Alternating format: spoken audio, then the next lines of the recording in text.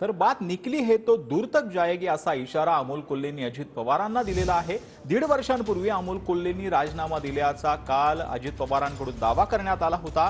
खासगीत झालेली चर्चा सार्वजनिक करायची नसते असंही अमोल कोल्हे यांनी म्हटलंय।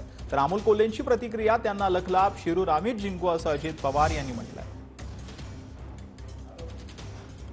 एका खासदारांनी जर 5 वर्ष मतदारसंघात लक्ष दिलं असतं तर खूप बरं झालं असतं। त्यातला एक खासदार 1-1.5 वर्षापूर्वी माझ्याकडे आलेला होता, मला राजीनामा द्यायचा।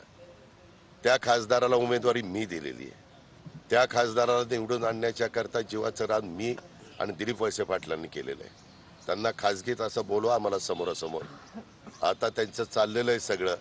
राजीनामा द्यायला गेलते का? काय कारण होती राजीनामा देण्याची? हे बघा, ते असं म्हणतात ना, बात निकली है तो दूर तक जाएगी, आणि त्यामुळे ती बात निकली है तो दूर तक जाएगी। तर ती मला अजूनही, मी या संदर्भामध्ये त्यांच्या ज्येष्ठतेचा, त्यांच्या नेतृत्वाचा, या सगळ्याचा मी 100% कायमच आदर करत आलेलो, आणि त्यामुळे त्याविषयी मला भाष्य करणं उचित वाटत नाही। खाजगीत जी चर्चा होते ही सार्वजनिक करायची नसते, हा एक संकेत आहे।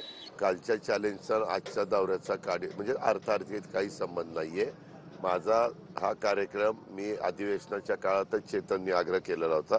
मी त्याला म्हणलं होतं की अधिवेशन संपल्यानंतर आपण त्याची पाहणी करू। पाहणी करण्यापाठीमागचं सकाळी कारण म्हणजे बाकीच्या नागरिकांना त्रास होऊ नये, इतरांना त्याच्यामध्ये इतरांचा वेळ जाऊ नये, म्हणून मी सकाळी यायचा प्रयत्न केला आणि पाहणी केली। असू द्या, त्यांची एक मिनिट, त्यांची प्रतिक्रिया, त्यांना लखलाप।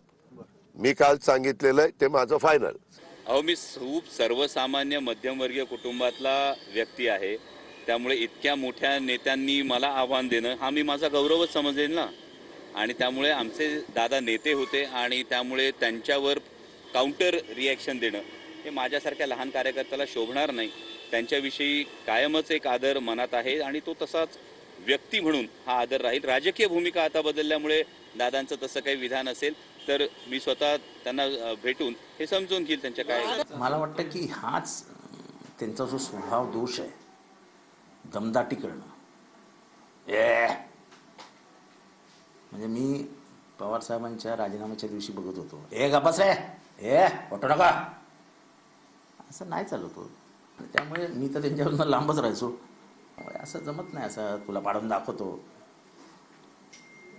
ठीक आहे, आता ते खूप मोठी माणसं आहेत, ते कोणालाही पाडू शकतात। 48च्या 48 जागा निवडूनही आणू शकतात। अरे या जगामध्ये माणूस यमाला घाबरत नाही। जर यमाला घाबरत नाही तर बाकीच्यांना काय घाबरत